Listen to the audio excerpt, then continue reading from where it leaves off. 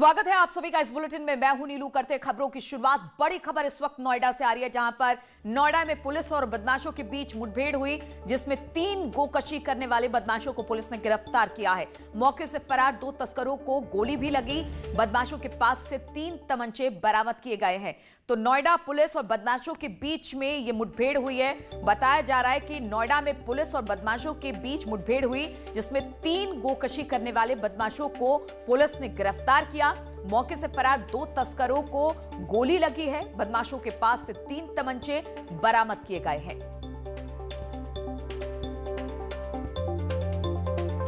बातचीत करने के लिए अमित सिंह इस वक्त हमारे साथ नोएडा से जुड़ गए हैं फोन पर। अमित, कहां पर हुई है ये मुठभेड़? देखिए नीलू, आपको बता दूं कि देर रात पुलिस को सूचना मिली थी कि कुछ बदमाश किसी वारदात को अंजाम देने की फिराक में है, तो पुलिस ने घेराबंदी का प्रयास किया। तो बदमाशों ने पुलिस पर फायरिंग शुरू कर दी, जिसमें 3 बदमाशों को गोली लगी है। कुछ बदमाश अंधेरे का फायदा उठाकर फरार हो गए।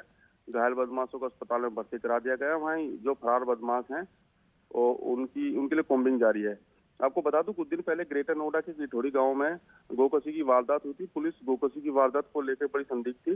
उसी को लेकर पुलिस काफी लंबे समय तलाश कर रही थी। सूचना मिली थी रात में पुलिस को कि कुछ बदमाश गोकशी करने की फिराक में है, तो उसी को चलते हुए पुलिस ने घेराबंदी की थी। तो ये जो जिनके साथ मुठभेड़ हुई है गो तस्कर है, गोकशी करते हैं। तो पुलिस ने काफी बड़ा खुलासा किया, क्योंकि कुछ दिन पहले 6 से 7 गोवंश को हत्या कर दी गई थी शमशान घाट में। तो काफी बड़ी उपलब्धि गौतम बुद्ध नगर पुलिस को मिली। चलिए अमित, बहुत बहुत शुक्रिया आपका जानकारी देने के लिए। तो 3 तस्करों को पुलिस ने गिरफ्तार किया। हालांकि 2 भागने में सफल भी रहे, लेकिन बताया जा रहा है कि उनको गोली लगी है।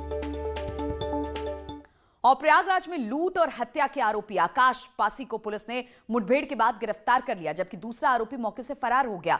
पुलिस के मुताबिक बीती रात पुराने यमुना पुल के पास वाहनों की चेकिंग की जा रही थी। उसी दौरान बाइक सवार 2 युवकों को रुकने का इशारा किया गया। रुकने की बजाय वो भागने लगे। पुलिस ने शक होने पर उनके बाइक का पीछा किया, तो उन्होंने फायरिंग शुरू कर दी। पुलिस की ओर से भी जवाबी फायरिंग की गई, जिसमें एक अपराधी सड़क पर गिर गया, जबकि उसका साथी बाइक लेकर फरार होने में कामयाब रहा। घायल आकाश के पास से तमंचा, कारतूस बरामद किया गया है। इस पर लूट और हत्या के कई मुकदमे दर्ज हैं। हाईवे पर हमारे बाहर के जिलों से आने वाले जो भी अपराधी या संदिग्ध व्यक्ति होते हैं, उनकी चेकिंग की जा रही थी। इसी दौरान एक लाल अपाचे पर एक गाड़ी थी, और जिसे रोकने पर वो संदिग्ध लगे, वो पीछा मुड़ के भागने लगे। पुलिस की टीम द्वारा पीछा किया गया। पीछा करने पर उन्होंने पुलिस पार्टी पर फायर किया, और आत्मरक्षार्थ इन्होंने आवश्यक बल प्रयोग किया, और मौके से एक सलमान उर्फ हद्दो, जो कि थाना सोराव का रहने वाला, उसे गिरफ्तार किया गया है। और अब आपको 2 तस्वीरें दिखा रहे हैं। नोएडा में एनकाउंटर और प्रयागराज में एनकाउंटर की तस्वीर। एक जगह जहां पर 3 बदमाशों को पुलिस ने गिरफ्तार किया, वहीं एक को गिरफ्तार किया, जबकि उसका जो साथी है वो भागने में कामयाब रहा। तो 2 तस्वीरें, 2 जगह पुलिस की बदमाशों के साथ एनकाउंटर हुई। भैया थोड़ा सा पीछे।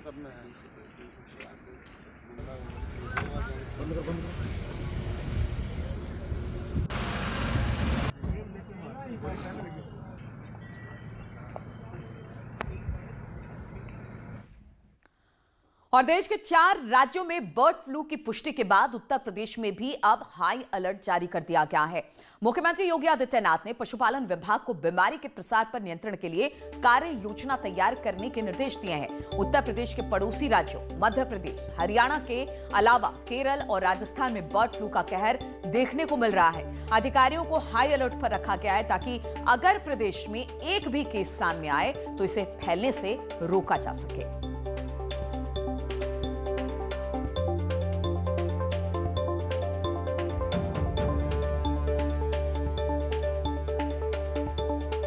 और 5 तस्वीरें इस वक्त हम आपको दिखा रहे हैं, जहां पर बर्ड फ्लू से जो कौवे हैं उनकी मौत हो रही है, चिड़ियों की मौत हो रही है। और 5 तस्वीरें इस वक्त आप देख सकते हैं। झांसी से खबर है, देहरादून की तस्वीरें हम आपको दिखा रहे हैं, सोनभद्र और उत्तर प्रदेश में अब इसको लेकर कहीं ना कहीं अलर्ट जारी कर दिया गया है। कहा यह गया है कि अगर कहीं भी इस तरह की खबर आती है तो उसको तुरंत संज्ञान में लिया जाए, और इस मामले को अगर बर्ड फ्लू किसी चिड़िया में पाई जाती है, पुष्टि होती है, तो इसको तुरंत वहीं पर खत्म किया जाए, ताकि ये आगे ना फैल सके।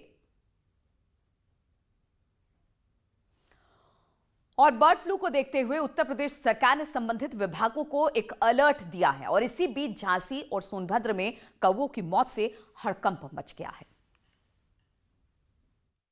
परिंदे मर रहे हैं और इंसान काफी डरा हुआ है। पिछले साल कोरोना से लोग दहशत में थे और नए साल में बर्ड फ्लू को लेकर झांसी में बर्ड फ्लू को लेकर दहशत है। यहाँ प्रेमनगर थाना क्षेत्र में आधा दर्जन से ज्यादा कौवों की मौत होने से हड़कंप मच गया है। बताया जा रहा है कि हवा में उड़ते हुए कौवे जमीन पर गिर रहे हैं और उनकी मौत हो रही है। कौवों की मौत की जांच में टीम जुट गई है। उधर सोनभद्र में भी बर्ड फ्लू की आशंका है। चौपन थाना क्षेत्र के डाला इलाके में आधा दर्जन से ज्यादा कौवों की मौत हो चुकी है। अचानक हुई कौवों की मौत बर्ड फ्लू से होने की आशंका जताई जा रही है। कौवों की अचानक मौत की खबर मिलने पर वन विभाग में हड़कंप मचा हुआ है। वन विभाग और डॉक्टरों की टीम कौवों की मौत के मामले में जांच शुरू कर चुकी है। कुछ कौवों और मुर्गियों के मृत होने की सूचना प्राप्त हुई थी, जिसके संबंध में पशु चिकित्सा अधिकारी चौपन क्षेत्र को अवगत करा दिया गया है और उनके द्वारा अपनी टीम को भेजकर इन कौवों और मुर्गों के सैंपल को कलेक्ट कर लिया गया है, जिसका पोस्टमार्टम किया जा रहा है। पोस्टमार्टम की रिपोर्ट आने के उपरांत ही इसकी पुष्टि की जा सकती है कि उनकी मृत्यु का कारण क्या है। और वहीं कानपुर की बात की जाए तो कानपुर के चिड़ियाघर में 2 दिनों से 10 पक्षियों की मौत से दहशत होने लगी है। प्रशासन ने पक्षियों की जांच के लिए सैंपल को भोपाल भेजा है। कानपुर में भी चिड़ियाघर में भी बर्ड फ्लू का खतरा मंडराता दिख रहा है। अब तक चिड़ियाघर में 2 दिनों में 10 जंगली मुर्गों और तेतों की मौत हो गई। इसके बाद चिड़ियाघर प्रशासन हरकत में आया और चारों पक्षियों के सैंपल जांच के लिए भोपाल भेजे गए हैं। इस वक्त मैं जिस जगह खड़ा हूँ, यहाँ तमाम पक्षी के लिए पूरा सिक्योरिटी मेजर्स किए गए हैं, इसमें फ्लैप्स लगाए गए हैं और फिलहाल दर्शकों के लिए इसे बंद कर दिया गया है और जो रिपोर्ट है उसके आने का इंतजार किया जा रहा है। प्रदेश में भले ही अब तक बर्ड फ्लू को लेकर कोई मामला सामने न आया हो, लेकिन राज्य सरकार ने अतिरिक्त सतर्कता बरतने के निर्देश दिए हैं। विभाग की ओर से जारी सर्कुलर में कहा गया है कि प्रवासी पक्षियों और पोल्ट्री फार्म पर चौकसी रखी जाए और यदि कहीं पर ज्यादा पक्षियों की मौत होती है तो तत्काल पशुपालन विभाग को जानकारी देते हुए जांच के लिए सैंपल को भोपाल भेजा जाए। कि किसी प्रकार का कोई और सिम्टम ना हो या बर्ड फ्लू ना हो, तो हमने सारे सैंपल्स जो हैं, जो इनकी मेन इंस्टीट्यूट है इन भोपाल, वहाँ पर सारे सैंपल्स रिसीव करा दिए हैं और शीघ्र ही हमें वहाँ से रिपोर्ट मिल जाएगी। और बर्ड फ्लू को लेकर किस तरह से प्रदेश में अलर्ट जारी किया गया है, इस पर बातचीत करने के लिए मोहम्मद शबाब लखनऊ से हमारे साथ जुड़ रहे हैं, उमेश हमारे साथ मेरठ से, जबकि अश्वनी मिश्रा हमारे साथ झांसी से होंगे। पहले शबाब के पास ही चलते हैं। शबाब, बर्ड फ्लू की आशंका लगातार बढ़ती जा रही है। आसपास के राज्यों की बात की जाए तो वहां पर इस बात की पुष्टि हो गई है, लेकिन उत्तर प्रदेश में भी अब इसको लेकर हाई अलर्ट जारी कर दिया गया है। कहां कहां हाई अलर्ट जारी किया गया है, किस तरह के प्रिकॉशन के साथ बर्ड फ्लू से बचने की तैयारी?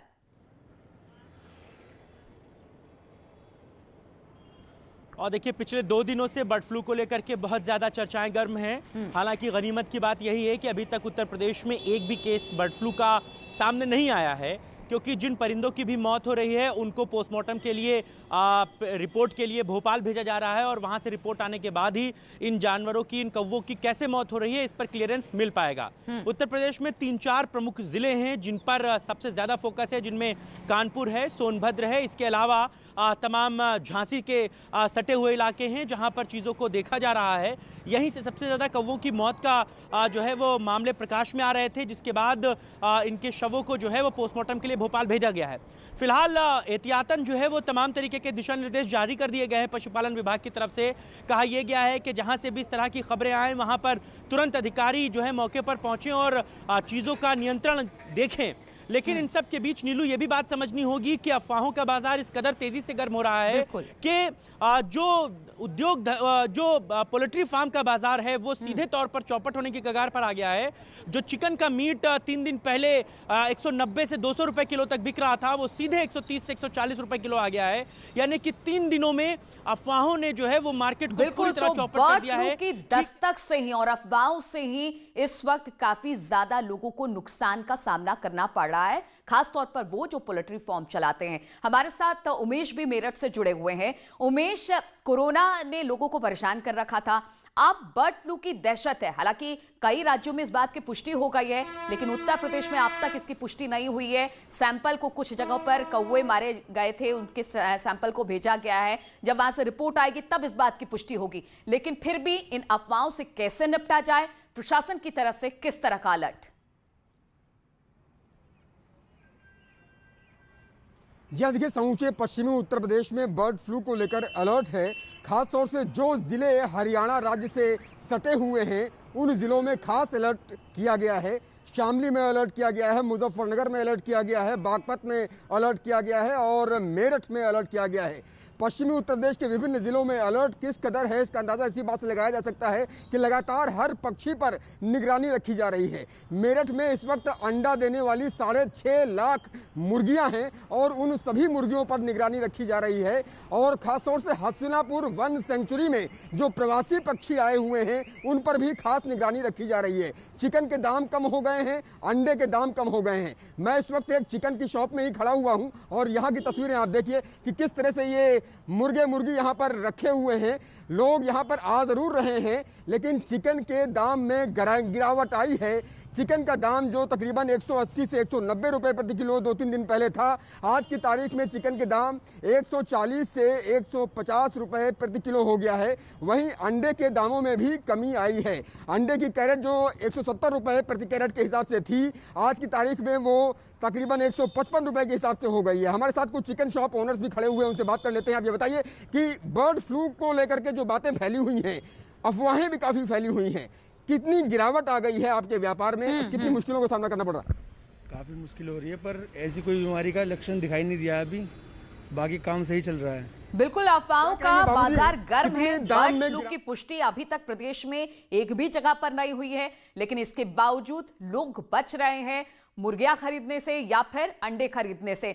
झांसी से भी अश्वनी हमारे साथ जुड़े हुए हैं। अश्वनी, अगर झांसी की बात की जाए तो वहां पर ऐसी कौन कौन सी जगह है जहां पर प्रशासन की तरफ से अलर्ट है और क्या वहां पर भी लोग पैनिक हैं इसको लेकर, बर्ड फ्लू को?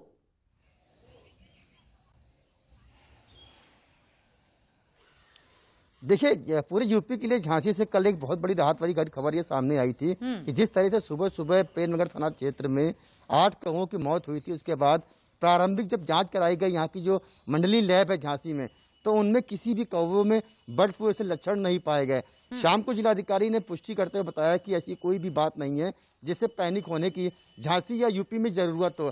तो फिलहाल बहुत बड़ी राहत वाली खबर यह है कि 8 कौवों का ब्लड सैंपल मंडली लैब गया था, वहां पर उसकी टेस्टिंग हुई तो प्रारंभिक रिपोर्ट में चलिए तो ये कहा जा रहा है कि अभी पैनिक करने की जरूरत नहीं है। बर्ड फ्लू की पुष्टि फिलहाल तो नहीं हुई है प्रदेश में, लेकिन फिर भी एहतियातन प्रशासन कदम उठा रहा है। बहुत बहुत शुक्रिया आप सभी का हमारे साथ जुड़ने के लिए।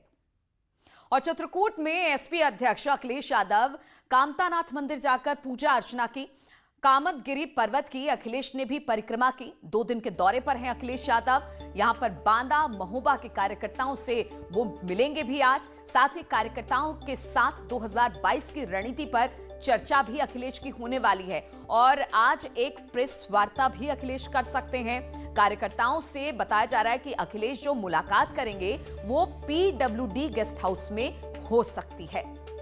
तो 2 दिन के दौरे पर हैं अखिलेश और यहां पर तमाम जगह वो जा रहे हैं। मंदिर में भी पूजा अर्चना की और साथ ही साथ कार्यकर्ताओं में जोश भरने के लिए यानी 2022 की तैयारी के लिए भी वहां पर कार्यकर्ताओं से आज मुलाकात करने वाले हैं अखिलेश।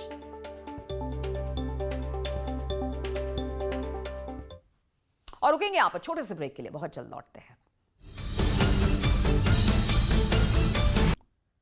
और ब्रेक के बाद अब बात किसान आंदोलन की। तो 44 दिन आंदोलन कर रहे किसानों की सरकार के साथ आज एक बार फिर से बातचीत होनी है। 8वें दौर की बातचीत में हल निकलने की उम्मीद जताई जा रही है। इससे पहले सरकार पर दबाव बनाने के लिए किसानों ने गुरुवार को ट्रैक्टर रैली निकाली। दिल्ली के अलग अलग बॉर्डर पर किसानों ने ट्रैक्टर रैली के जरिए विरोध जताया। इस रैली को देखते हुए ईस्टर्न पेरिफेरल एक्सप्रेसवे पर आम लोगों की आवाजाही बंद कर दी गई। किसान संगठन कानून को वापस लेने की मांग पर अड़े हैं, जबकि सरकार किसानों को कृषि कानून के फायदे गिना रही है। इससे पहले 7वें दौर की बैठक में केंद्रीय कृषि मंत्री ने उम्मीद जताई थी कि 8 जनवरी की बैठक में समाधान निकलेगा।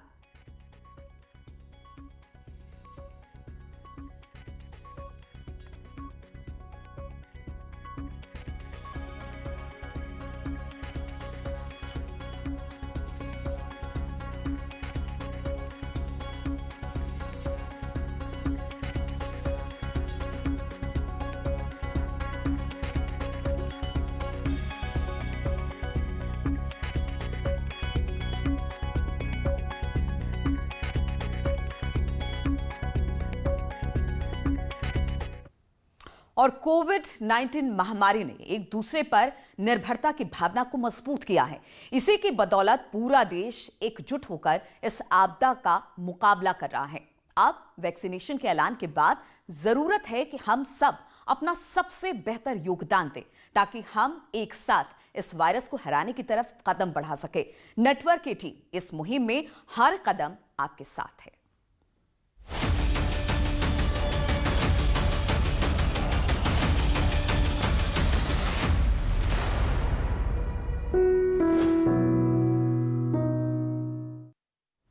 और जब तक सभी सुरक्षित नहीं होते तब तक कोई सुरक्षित नहीं हो सकता। और इसी सोच के आधार पर हमारी मुहिम संजीवनी का लक्ष्य पक्का करता है कि वैक्सीन पाना हर भारतीय का हक है।